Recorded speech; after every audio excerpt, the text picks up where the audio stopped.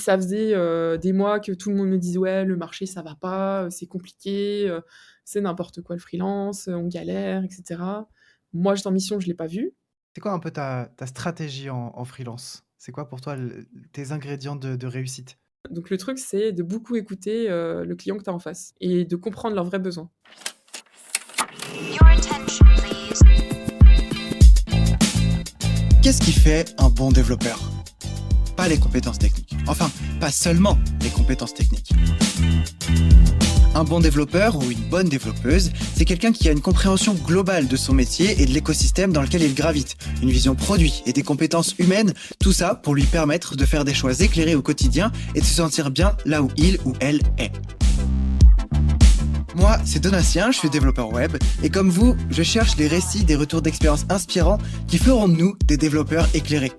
Dans Développeur Expérience, je vous emmène donc à la rencontre de développeurs expérimentés et autres leaders de la tech pour qu'ils nous partagent leur histoire, leurs expériences, leurs apprentissages, les bons et moins bons moments sur leur parcours pour nous permettre de monter plus vite en compétences et nous aider à construire notre propre vision. Computer technology.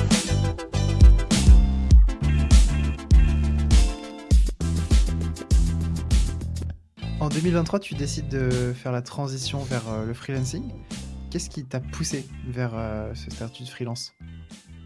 Bah, alors, il faut savoir que moi, j'ai toujours, ouais, quasiment toujours eu le statut freelance, déjà, en parallèle. Je sais pas, peut-être que ça me faisait, ça me faisait, je sais pas, une béquille, j'en sais rien. Pourtant, j'ai pas forcément eu d'activité, hein. Parfois, c'était juste, j'ai donné des cours, voilà. Je pense que j'avais toujours envie de tenter le truc, quoi, tu vois? Et je sais pas, je pense que ça me donnait l'impression d'avoir un espace de créativité, de liberté, je sais pas Hmm. comment dire, même si parfois j'en faisais rien. Et en fait, donc je pense que ça a toujours été dans ma tête de le faire à un moment, à 100%. Mais je pense que, comme tous les freelances à qui je parle, on se sent pas prêt. On se sent pas prêt, on attend un truc, etc. Et Pas prêt à moi, quoi? à être freelance, on se dit toujours. Enfin, moi, tous les freelances avec qui, bon, comme je te dis, j'ai fait de l'accompagnement de freelance, donc c'est des gens qui viennent vers moi pour parce que voilà, ils ont envie de se lancer ou ils n'arrivent pas à trouver des missions. Et donc voilà, je les accompagne là-dedans. Et tous, en fait, ont ces pensées, pensées limitantes, on va dire, qui disent ah, mais il faut que j'attende au moins que j'ai 5-10 ans d'expérience pour me lancer. Ah, mais j'ai peur, mais si je trouve pas, etc. Et en fait, on attend, on attend, on attend. On attend quoi? C'est the big question. Mhm. Et en fait, ouais, je pense que j'étais encore dans ce truc-là. Bon, ce qui est normal hein, quand tu as ta vie qui roule, on s'est dit, en plus moi à l'époque j'étais chez KissKissBankBank, donc j'aimais beaucoup travailler avec cette équipe et sur ces projets. Donc je m'étais toujours dit ouais plus tard, voilà, on verra. Et en fait il se trouve que il y a eu des changements politiques internes et tout ça, l'argent, le marché était pas terrible non plus, donc en fait chez KissKiss l'équipe est partie, l'équipe tech, ouais, on est plus ou moins tous partis à ce moment-là. Et donc voilà, moi je me voyais pas retrouver une boîte, retrouver une équipe comme ça. Enfin, j'avais un deuil à faire, je pense, tu vois. Donc je me suis dit, bon, qu'est-ce que je fais là? Tu vois, qu'est-ce que je fais? Et il y avait pas 36 solutions, quoi. Donc en gros, je me suis dit, bon, vas-y, mets-toi en freelance. Euh, bon, tu verras bien. Voilà. Je me suis laissé une pause. J'avais besoin de faire une petite pause après tout ça. J'étais triste de partir quand même. Euh, voilà. Et il fallait que j'aille vers moi. Je pense que c'est ça. J'aille vers moi, j'aille vers mon truc à moi et pas que je recherche une équipe parce que du coup, tu vas rechercher la même chose. Tu n'auras jamais la même équipe, ce sera jamais le même projet. Donc là, je me suis dit, vas-y, fais ton truc. Voilà, tu n'as pas envie de te lancer dans les tests techniques, je sais pas quoi. Chercher des équipes qui vont te décevoir. Enfin, pardon, hein, c'est pas que les gens me déçoivent, mais quand tu es avec un truc top, voilà, c'est difficile. Et du coup, ouais, là, c'est un peu la violence du moment qui m'a mis dedans, quoi. Et voilà, et en fait, c'est parti, quoi. Donc Quand moi, ce tu que j'ai dis... fait, ouais, ce que j'ai fait, Ouais, justement, comment je me suis lancée, si c'est ta question. vas-y, vas-y. Et ben, en fait, ce que je me suis dit, c'est, bon, maintenant, qu'est-ce que tu fais? Tu vas où? Tu fais quoi? Qu'est-ce que c'est le freelance? Voilà, comment ça se passe? Parce que du coup, ouais, je savais pas trop comment les missions, ça allait se dérouler, etc. C'est un avantage d'un côté, parce que du coup, j'ai fait ce que je voulais et j'ai créé mon truc. Et c'est pas plus mal, au lieu de copier ce que les gens faisaient. Enfin, il n'y a pas de mal non plus là-dedans. Donc ce que j'ai fait, c'est que je me suis rappelée de quelqu'un avec qui je voulais bosser depuis longtemps. Donc l'histoire, c'est que quand j'étais chez WeMind, on a essayé de recruter un dev. Ce dev, Paul, peut-être qu'il écoutera. Bon voilà, il est pas venu chez WeMind, mais voilà, ça c'était sympa de le rencontrer, quoi. Et je sais pas, peut-être 1 an après, il me contacte. Il me dit ouais, on cherche à embaucher quelqu'un dans la nouvelle boîte où il est. Tu voudrais pas passer un test, etc.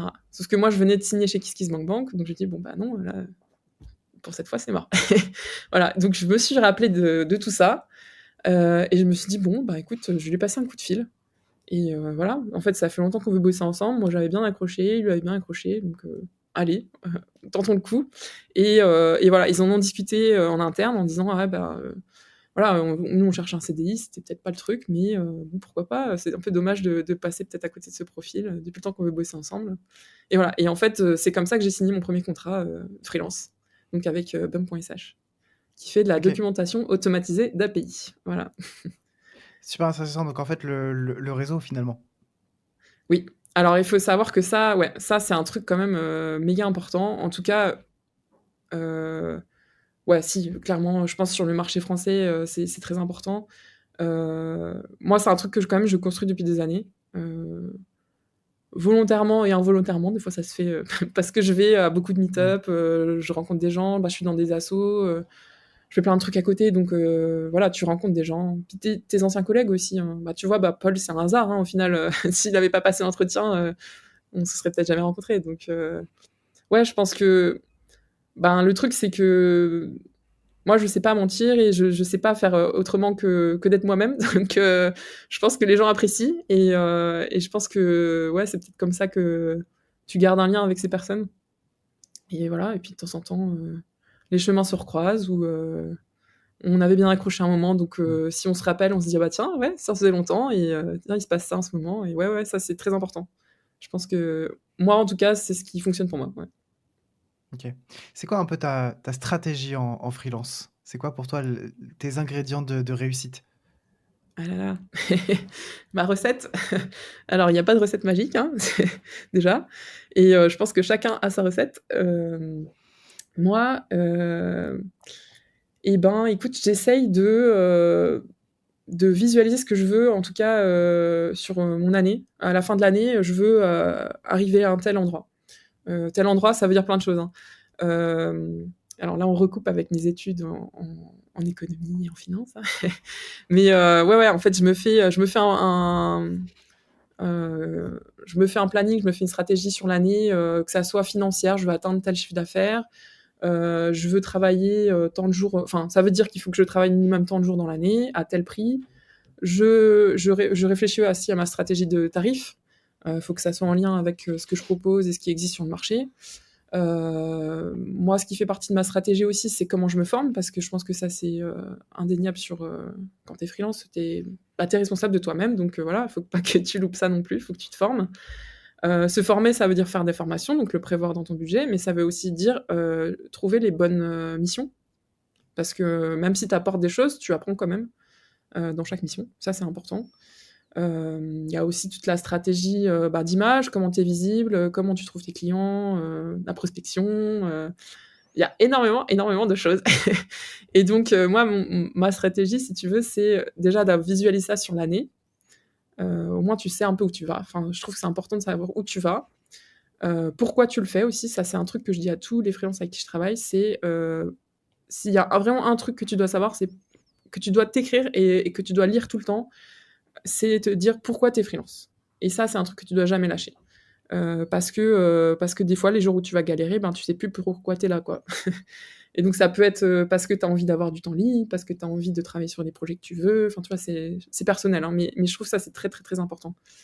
Et en fait, avec tout ça, il faut que tu arrives à découper dans l'année tous les temps de... Bon, je suis pas forcément très régulière, mais on va dire tous les, je sais pas, 2-3 mois, ou quand tu as une fin de mission, essaye de le faire avant quand même, mais ouais, on va dire tous les 3 mois, c'est pas mal. Tu te refais un petit planning court terme et tu te réadaptes sur l'année aussi. Tu vois où t'en es par rapport à ce que tu as prévu. Mm. ça te permet d'avoir un fil. Je pense que c'est important d'avoir un fil parce que si tu es là à dire bon, je prends la mission qui vient, et tu sais pas trop où tu vas, et tu prends ce qui vient au fil de l'eau, je pense que c'est un peu dommage. Parce que moi, je considère que j'ai une entreprise à faire tourner et que tu peux pas te voir. Enfin, si tu peux très bien, mais bon, c'est dommage. Je pense que tu passes à côté de plein de choses et puis ouais, dans l'année, du coup, tu vas avoir des coups de stress tu vas avoir envie de prendre tous les clients d'un coup, tu sais pas trop où t'en es en fait. Est-ce que à la fin de l'année, tu auras l'argent que tu avais prévu? Est-ce que tu peux en vivre? Est-ce que tu dépasses les plafonds de l'URSSAF aussi? Ça, c'est important. Alors, ta stratégie financière là-dessus, est-ce que tu veux payer quel format d'entreprise tu veux, quel type d'impôt tu te mets, etc. Tu vois. Donc, c'est énormément de choses. Donc, Ouais. venez en marrant, discuter hein. avec moi. Ce truc revient très très régulièrement dans les discussions avec mes invités. Tout ce qui est la planification en fait. Faire des bilans, planifier et se donner des directions et faire des points assez réguliers pour checker où est-ce qu'on en est, checker si on est toujours aligné Ouais. sur où est-ce qu'on veut aller, ajuster la trajectoire, etc. Et tu vois, c'est marrant. Moi, c'est quelque chose que je fais depuis 4 ans maintenant et cette année, j'ai décidé de le partager et d'en faire des ateliers. Donc Ouais, de j'ai vu, ouais. partager ma méthodo, mes templates et je l'ai notamment fait dans mon coworking et j'avais un peu oublié, si tu veux, la puissance de cette méthode parce que moi, effectivement, ça fait 4 ans que je le fais, donc pour moi, c'est devenu quelque chose d'assez banal, en fait, c'est routinier et j'ai découvert, revu ou peut-être plutôt retrouvé dans les yeux des gens les étoiles un peu de: «Waouh, mais c'est incroyable, en fait, de se poser ces questions, de prendre 2 heures pour, se prendre un pas de recul et vraiment réfléchir à où est-ce qu'on veut aller, comment est-ce qu'on va y aller. Et donc, ouais, je trouve que c'est super vertueux et c'est un peu un truc que je commence à voir, c'est que dans tous les gens qui accomplissent ce qu'ils veulent accomplir, il y a toujours cette phase-là, en fait. Un Ouais. moment, on se pose, on réfléchit, on planifie et ensuite on y va. Bah, le truc, c'est que si tu sais pas où tu veux aller, comment tu peux y aller? Tu vois? Si tu veux, je sais pas, bon, moi, je fais de la rando, par exemple. Voilà, bon, tu as un objectif dans ton rando. Mais si tu pars juste promener dans la forêt, ben, en fait, ça va être hyper random, quoi. Enfin, voilà, tu sais pas, est-ce que tu vas te perdre, est-ce que tu vas. Ça peut être très cool, hein, aussi, c'est très bien. Hein. Tu peux aussi profiter de la vie comme ça. Hein. Mais du coup, tu sais pas si tu vas marcher une demi-heure, 3 heures. Voilà, il peut arriver des trucs assez surprenants. Je l'ai déjà fait, mais ouais, c'est. Bah, disons que là, en freelance, c'est une entreprise à faire tourner, donc c'est une stratégie d'entreprise, ça, c'est sûr. C'est peut-être que c'est moins voyant parce que bon, t'es seul.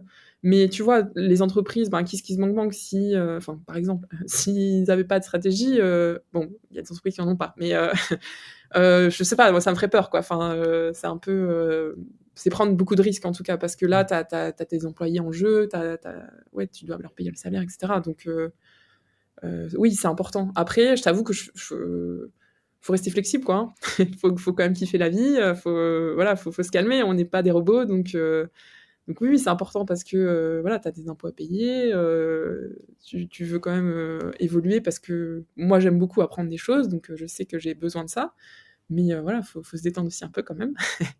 Mais après, tu vois, c'est un truc que je fais dans ma vie aussi. Bon, de façon très flexible, hein, mais j'ai besoin de visualiser les choses, de me voir. Ce que j'aimerais faire, où j'aimerais être, qui j'aimerais être, tu vois, qu'est-ce que j'aimerais faire, comment j'aimerais à, à, à atteindre un certain niveau dans une. Bon, moi je fais beaucoup de sport, hein, du coup, avec ce que je fais, j'en ai besoin, je pense. Mais tu vois, c'est voilà, parce que moi j'aime beaucoup apprendre et j'aime beaucoup évoluer dans ce que je fais, donc si je me laisse juste faire comme ça, bien sûr que tu vas évoluer, mais peut-être que ça va être frustrant en fait, parce que ça va être très lent. Alors que si tu vois un peu où tu vas aller, tu vas commencer à trouver les solutions de comment j'y vais, tu vois. Et ouais, donc c'est une façon de faire. Après, faut pas imposer ça non plus. Hein. Faut Non, être mais en fait, détente. en vrai, tu vois, et je pense que, enfin, moi, je suis convaincu que la scission pro-perso, elle n'existe pas et qu'il faut considérer les deux de manière Pareil. globale et holistique. Ici Donatien, je fais une brève interruption dans votre écoute pour vous communiquer une info importante. Ce que vous écoutez actuellement est un extrait de la conversation complète que j'ai eue avec mon invité. Ici, on parle d'un sujet précis, tandis que dans la version intégrale, on parle aussi du parcours de mon invité, des défis rencontrés au moment clé de sa carrière, des compétences impliquées et surtout des apprentissages avec lesquels vous aussi, vous pouvez repartir. Je sais que vous mourrez d'envie d'en savoir plus, alors retenez la date, l'épisode complet sort la semaine prochaine. Voilà, maintenant vous savez tout, je vous retiens pas plus longtemps, bonne fin d'écoute. Et à la semaine prochaine! Et dans cette planification, tu vois, particulièrement dans l'atelier que j'ai fait là avec les gens de mon cowork, j'aime bien diviser les choses en 4 piliers. Le premier, ça va être la santé. Le deuxième, ça va être, alors je dis premier, deuxième, on met dans l'ordre qu'on veut, mais la santé, le travail, les gens avec qui on interagit, enfin les relations de manière générale, et les loisirs, le plaisir. Et je pense que c'est 4 choses qu'il faut vraiment évaluer enfin, de manière régulière et sur lesquelles il faut il faut les considérer ensemble, quoi. Tu peux pas juste te dire, je vais faire un planning sur mon aspect pro, puis le reste on verra bien. En fait, il faut être intentionnel sur l'ensemble et les considérer Ouais. Ouais. de manière holistique, parce que sinon il y en a une qui finit par cannibaliser l'autre. Et moi, c'est ce que je faisais au début, je faisais que des plans sur le pro, puis en fait quand tu fais 2 surmenages, au bout d'un moment tu te dis bon, on va Ça peut-être fait. remettre un petit peu de perso là-dedans, parce que sinon ça sera pas viable cette Ouais. affaire. Bah, écoute, il y avait un truc que j'avais laissé pour la fin, mais je vais le dire maintenant, hein, c'est, s'il vous plaît, ne passez pas votre temps à coder. Faites d'autres choses dans la vie, amusez-vous, trouvez des passions, c'est hyper important, en fait, ouais, c'est hyper important. Même si vous kiffez le code, hein, ou pas, franchement, non, ne codez pas la nuit, ne faites pas enfin, faites ce que vous voulez, hein, mais franchement, trouvez-vous d'autres choses à faire quand même, hein. Ouais. C'est important, la vie, il faut la vivre, quoi. C'est Mais clair. ouais, après, tu vois, je moi, je suis plus flex là-dessus quand même. C'est très intéressant que tu découpes. Après, je sais pas, peut-être que parce que je les fais tous dans ma tête, ils sont tous en parallèle aussi. Mais ouais, je suis tout à fait d'accord que tout va ensemble. Il faut que tu... Bien sûr, tu peux pas délaisser l'un pour l'autre. Ça, c'est indéniable d'avoir cet équilibre et tout est mélangé de toute façon. Après, voilà... je... Bon, après, ouais, bon, le truc, c'est que moi, je me mets, je me mets beaucoup de... Alors, pas de la pression, mais moi, j'ai envie d'atteindre des niveaux dans plein de choses, tu vois, et De l'ambition, ouais. parce que je sais pas si c'est de l'ambition, parce que, en fait, si tu veux, j'ai beaucoup, beaucoup d'énergie, et donc je sais que j'ai la capacité de faire ces choses-là, donc et moi, j'adore, j'aime beaucoup aussi faire ces choses, donc ouais, je peux aller loin, mais donc moi, je sais que je peux me pousser beaucoup, mais tu vois, après, il faut savoir se lâcher la grappe aussi. Et que voilà, t'es pas... bon, bah, même si tu fais énormément de sport ou tu fais, je sais pas, des activités artistiques, voilà, bah, écoute, si t'es peut-être pas un athlète olympique, t'es peut-être pas un artiste, ou peut-être pas encore. Mais voilà, faut pas se mettre trop la pression non plus, hein. Ok, tu veux voir où tu vas aller, mais c'est pas grave si voilà, si t'y vas pas ou si tu l'as pas planifié. Voilà, faut... Tout n'est pas objectif dans la vie non plus, hein. Non, Voilà. et justement, c'est important qu'il y ait des endroits qui ne le soient pas. Ouais, tout à fait, ouais. Ouais, il faut... Bon, ça, c'est dur pour moi parce que, bon, bah, comme je te dis, moi, je me mets... Oui, je suis assez exigeante, je suis très exigeante avec moi-même et j'aime atteindre... Enfin, ouais, j'aime aller loin dans ce que je fais et j'aime creuser les choses et aussi... Bon, aussi, ça, on l'a pas dit, mais j'ai fait une prépa, donc du coup, peut-être que ça te met un peu mal barré dans la vie, tout ça, parce que du coup, tu te mets encore plus la pression, mais ouais, faut se détacher un peu de cette... productivité, quoi. Surtout que dans le dev, on est beaucoup dans la productivité parce qu'on peut tout calculer, tout voir. Faut se détacher un petit peu de ça, mais en même temps, bon, en même temps, ça nous pousse à faire des choses, ouais. Mais ouais, du coup, ce qui est dur, ce qui est dur pour moi, en tout cas, c'est de faire juste un truc. Enfin, ça l'est plus maintenant, hein, mais il y a une période, c'était ouais, juste faire un truc, juste comme ça pour le plaisir et sans résultat. Ça, c'est dur. C'est Ouais. dur. Mais ouais, faut se laisser cet espace. Donc oui, peut-être tu as ta stratégie, tu as noté tes trucs. En vrai, moi, je te dis, tout est noté, tout est machin, mais je vais pas aller le lire tous les jours, hein. Il y a plein de fois, j'ai oublié ou je regarde, je fais: «Ah ouais, j'avais fait ça, bon, tant pis». Voilà, faut la juste mesure. Non, le but, c'est pas d'être un tyran envers soi-même, c'est juste de faire les Ouais, choses ouais. de manière intentionnelle. Non, mais je dis ça parce que je sais qu'il y a des gens qui sont très dans la productivité et très Mmh. dans, être le meilleur de quelque chose, donc voilà, calmez-vous. Il y a pas tant d'enjeux que ça. Profitez quand même de la vie.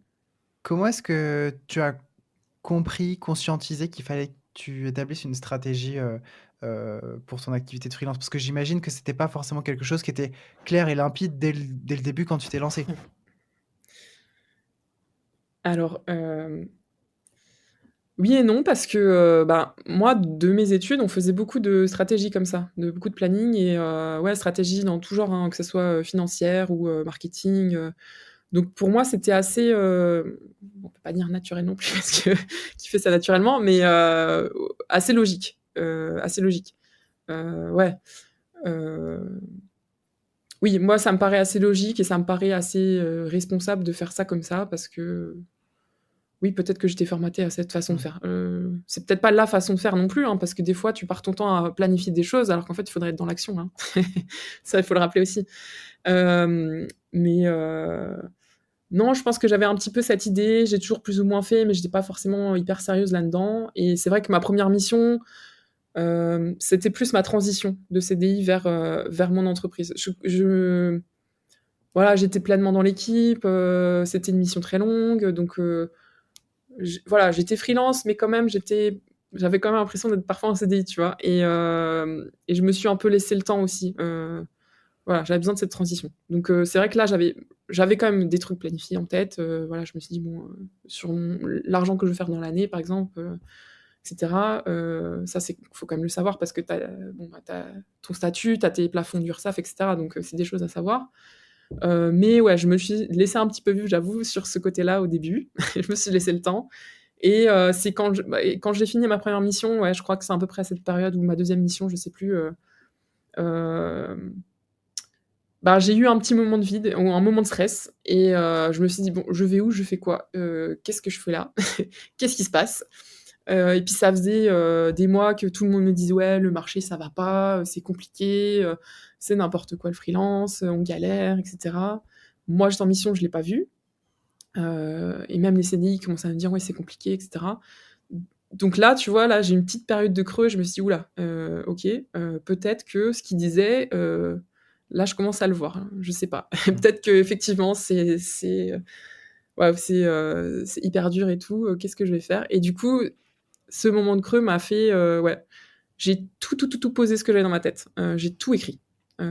J'ai tout écrit et j'ai tout écrit ce que je voulais faire, pourquoi je faisais ça, qui je voulais viser, quelles étaient mes compétences. J'avais tout sorti, tout et de là, j'ai structuré et ouais et j'ai réfléchi à, bah, est-ce que tu continues? Combien de temps tu peux tenir? Parce que ça aussi, les périodes de creux, faut les prévoir dans ton année, hein, comme les périodes de formation, parce que ça peut arriver et heu, c'est normal et Mmh. ouais, donc du coup, là, c'était un gros moment charnière de structurer mon activité, ouais. Ouais, ouais et là, j'ai tout écrit et c'est à ce moment-là aussi que j'ai commencé les accompagnements parce que ça, c'est aussi des trucs que j'ai sortis de ma tête et comme tout était écrit et ben, en fait, je pouvais leur fournir ça, comme une fiche mémo, tu vois? On faisait en one-one, tu vois? On discutait de la problématique de la personne et après moi, j'avais ma petite fiche mémo: «Ah bah tiens, je suis déjà passée par là, je me suis déjà posé ces questions, hop, je t'envoie ça avec des exercices concrets, comme moi j'ai fait, comment toi peut-être tu peux faire, quelles questions tu peux te poser», ouais, voilà, gros moment charnière. OK. On parlera de cet accompagnement de freelance un peu plus tard. Toi, sur ton positionnement, vraiment en tant que ton cœur de métier développeur, enfin développeuse, tu l'as quel est-il exactement? Ce que je vends, tu veux dire? Ouais, est-ce que tu vends? Qui est-ce Mes que tu cibles? compétences? Ouais, comment est-ce que tu es arrivé là? Hem, ouais, bah, alors écoute, bah, au début, je vendais, ben, ce que je faisais en CDI, tu vois? Donc voilà, je suis une dev, qui fait du Rails, j'ai des compétences là-dessus, normalement. Enfin, en tout cas, j'ai de l'expérience, j'ai, bah, je produis la newsletter, de Women on Rails aussi, où on parle, de toutes les nouveautés, qui sortent, qu'est-ce que je peux dire? Ouais, tous les assos, le travail en open source que j'ai fait, donc ça, c'est des choses que je peux mettre en avant et en fait, je vendais un peu ça comme ça. Hem, Maintenant, faut se positionner au marché, tu vois? Mmh. Qui sont les autres? En fait, qu'est-ce qu'ils ont besoin de personnes avec mon expérience ou pas? Et qu'est-ce que ça, c'est un moment où je me suis posé, cette question, c'est: «Qu'est-ce que moi j'apporte en plus?» Parce que, si ton profil est recherché, c'est très bien. Je pense qu'en Rails, quand tu as de l'expérience, il y a quand même des besoins parce que bon, les mid et seniors sont encore rares. Donc tu peux tout à fait prendre ça, prendre des missions, etc. Mais bon, comme je t'ai dit, je suis une personne exigeante avec moi-même, je me suis dit, mais qu'est-ce que je peux leur vendre en plus, tu vois? Enfin, en tout cas, quelle est ma particularité, tu vois? Parce que aussi, ça c'est un truc que j'ai pas dit, mais aussi il y a les compétences de négociation qui sont importantes quand tu es freelance. En tout cas, moi, c'est important pour moi. Et donc voilà, comment tu te vends, comment tu parles aux gens, qu'est-ce que tu leur dis, comment tu appuies tes trucs. Donc, il faut savoir qui tu es et qu'est-ce que tu sais faire. Ouais. Donc, moi, je me suis dit, mais c'est quoi mes particularités? Ok, je fais du raise, mais je fais quoi précisément? Sur quoi j'ai bossé comme projet? Qu'est-ce que j'ai vu de particulier? Quel domaine j'ai fait, tu vois? Et ça, c'est des choses que tu peux raccrocher. Et tu vois, les choses que j'ai fait à côté aussi, donc organiser des meet-up, faire des projets pour Ladies of Code ou Women on Race par exemple, ou la newsletter, ça c'est des choses aussi que tu peux mettre en avant. On m'avait contacté pour faire du DevRel par exemple, tu vois. Donc ça aussi, à l'époque, je me suis dit... Alors on m'avait déjà contacté avant quand j'étais en CDI, et j'ai dit ouais, c'est pas mon truc, je sais pas trop. On m'a recontacté une fois en freelance, et là je me suis dit bon, cette fois... tout est possible. Aussi, j'ai switché dans ma tête, je me dis tout est possible de toute façon. Et là, j'ai beaucoup réfléchi à qu'est-ce que je peux leur vendre. Si je prends ce type de poste, est-ce que j'ai des compétences et quelles compétences je peux leur donner? Donc, j'ai listé tout. Je me suis dit, j'ai fait ça, je sais faire ça, je peux faire ça. Moi, ça me donne telle idée. Voilà. En fait, tu tires un fil et ça me donne des idées. C'est ça le truc. Donc ça, oui, le travail d'équipe aussi. Donc, je sais que je peux développer ça. Enfin, c'est comme ça que je me suis trouvée sur le projet actuellement, tu vois, à mettre en place des bonnes pratiques. Et ça, on revient en arrière où j'ai fait un talk là-dessus, j'ai écrit un article, tu vois. En fait, tout ce que j'ai fait avant, ça arrive plus tard. Enfin, c'est comme dans la vie, en fait. De toute façon, t'es pas là par hasard. Les choses arrivent comme ça. Et en fait, ce qui est important, c'est pas tant ce que tu sais faire, c'est aussi est-ce que t'es capable de le mettre en avant et de l'assumer, en fait. Parce qu'il y a des gens, ils sont très compétents dans les choses et en fait, ils vont être incapables de se vendre et être incapables de dire qu'ils savent faire quelque chose. Ils vont dire, mais non, j'ai pas d'expérience, je sais pas trop, tu vois, un peu timide comme ça, tu vois ce que je veux dire. Et ouais, non, en fait, voilà, t'es pas un enfant, tu signes un contrat, tu négocies quelque chose, donc en fait, il faut que tu sois sûr, t'essayes d'être sûr, en tout cas, tu te rassures toi-même aussi. Voilà, je vais pouvoir faire quelque chose, je vais pouvoir leur donner quelque chose. Parfois, t'as pas besoin d'avoir une particularité, hein, parfois, ils ont juste besoin d'un dev qui code rapidement, c'est tout. Ou parfois, moi, c'est ce que je préfère quand même. Je préfère apporter quelque chose que je sais, une particularité. Ouais, là, je peux t'apporter ça. Et donc, le truc, c'est... tout le monde sait faire plein de choses. Tout le monde a plein de spécialités, en vrai. Voilà, on n'en a pas jamais qu'une. Donc, le truc, c'est de beaucoup écouter le client que tu as en face. Et de comprendre leurs vrais besoins. Parce que si tu arrives et tu dis « Oui, moi, je sais faire ça, ça, ça, c'est ça », on va dire « Ok, très bien, mais alors je sais plus de quoi tu me parles, là. Il y a trop d'infos. » Et en fait, ils sauront pas si tu es la bonne personne. Donc voilà. Donc si tu sais de quoi ils ont besoin et que toi, tu as ces trucs-là, tu vas pouvoir leur dire « Ok, là, je vous propose ça parce que vous êtes le problème. » Ouais, donc un processus d'écoute, d'identification du besoin et ensuite d'être capable de mettre tes compétences en face du besoin du client. Ouais.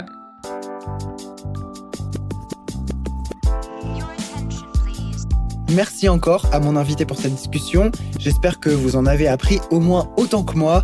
Je suis d'ailleurs sûr que certains passages de cette discussion vous ont fait songer à d'autres sujets ou même à d'autres personnes. Alors, partagez-leur cet épisode avec un petit message du genre « Hey, j'ai écouté ce podcast et ça m'a fait penser à toi ».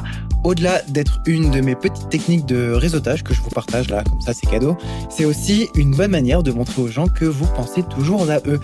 Aussi, partagez publiquement cet épisode sur un channel de veille de votre Discord ou du Slack de votre boîte par exemple, parce que c'est en faisant passer ces bonnes idées qu'on améliorera notre développeur experience à tous.